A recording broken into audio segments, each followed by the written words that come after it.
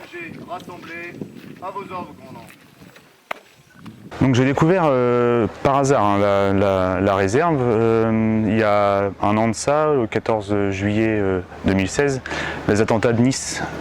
Donc en fait j'étais avec mes enfants, ma femme, on revenait d'un feu d'artifice et c'est ce qui a fait l'élément déclencheur, quoi.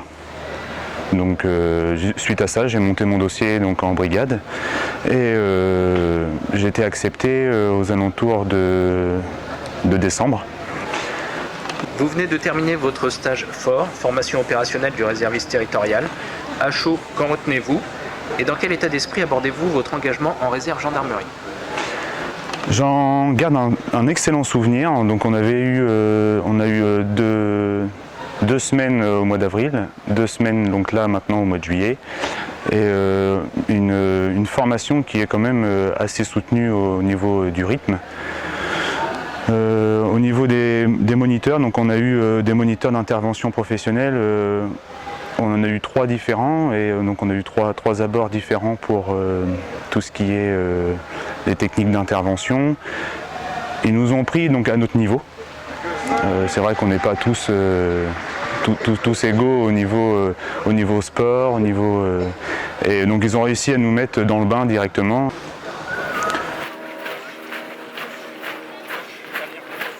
Comment avez-vous découvert la réserve gendarmerie et quelles ont été vos motivations pour participer au stage FOR, formation opérationnelle du réserviste territorial? Alors j'ai découvert la réserve de gendarmerie par tout d'abord des connaissances. J'ai des amis qui ont intégré la réserve gendarmerie il y a déjà un an de ça. Auparavant je ne connaissais pas du tout, donc ils m'ont fait part de leur expérience. Et ça m'a permis de voir que la réserve gendarmerie permettait d'avoir une activité complémentaire en plus de son métier et une activité complémentaire surtout utile à la population et qui permettait de montrer les valeurs vraiment de nos citoyens. Vous venez de terminer votre stage FOR, formation opérationnelle du réserviste territorial. À chaud, qu'en retenez-vous? Et dans quel état d'esprit abordez-vous votre engagement en réserve gendarmerie? Alors, le stage s'est très bien passé. C'est une très bonne expérience. Les premiers jours où on arrive ici, on a beau se dire « oulala, ça va être dur de tenir 2 semaines », c'est un cadre militaire. Toutes les personnes n'ont pas forcément l'habitude des ordres, du cadre militaire, mais on s'y habitue très vite. C'est une très bonne expérience où on apprend vraiment le métier de gendarme. En tant que réserviste, on est vraiment considéré par nos cadres comme des gendarmes. Ensuite, on apprend tout ce qui est technique d'intervention, menottage, l'armement, le tir. Donc c'est vraiment une formation très complète qui nous permet de pouvoir aller sur le terrain en toute sécurité. Et dans quel état d'esprit abordez-vous votre engagement en réserve gendarmerie? Un très bon état d'esprit, je suis très motivée, c'est un métier qui me plaît.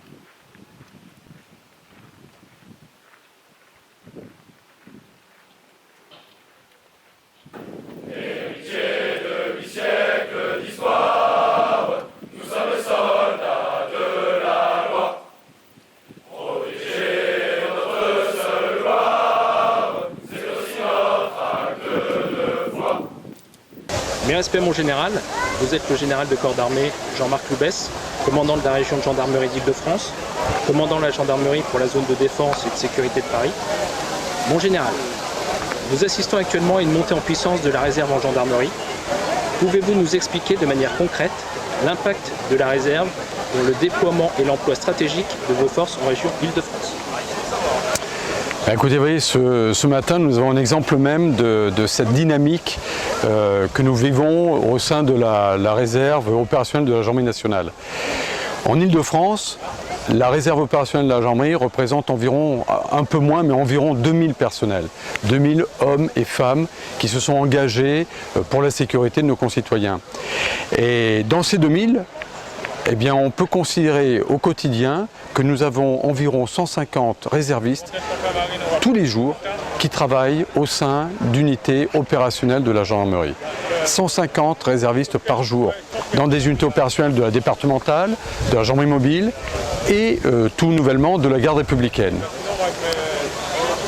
L'emploi de ces personnels est pour nous fondamental. Ces gens travaillent vraiment comme leurs camarades de l'active, aux côtés de leurs camarades de l'active. Mais je tiens aussi à ajouter une nouvelle vision que nous avons de l'emploi de la réserve opérationnelle.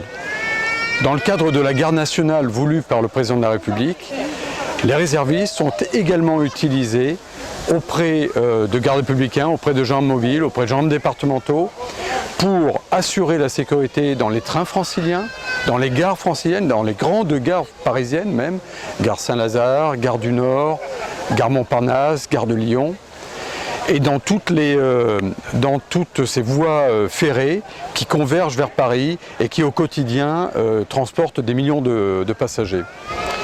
Demain, d'ici quelques semaines, nous ferons la même chose dans les transports interurbains routiers, c'est-à-dire on a les bus de la région Île-de-France.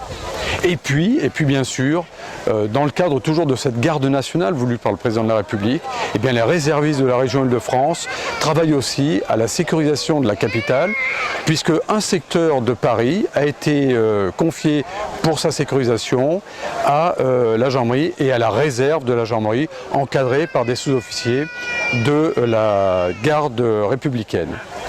Vous voyez un emploi opérationnel qui est vraiment très engagé et très quotidien.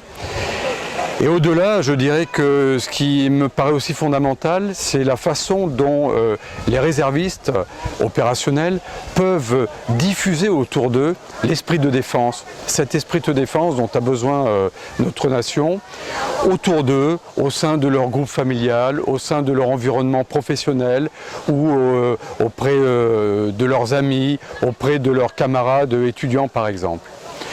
Et enfin, je dirais que ce qui est important aussi, me semble-t-il pour nous, c'est que tous ces réservistes constituent autant de relais insérés au sein de la société qui peuvent observer ce qui se passe et qui peuvent nous aider par des remontées d'informations à mieux lutter contre la délinquance et contre des phénomènes tels que la radicalisation que nous vivons depuis quelque temps en France. Merci mon général d'avoir répondu à la Web TV de la Nord-Jean. Merci beaucoup, au revoir.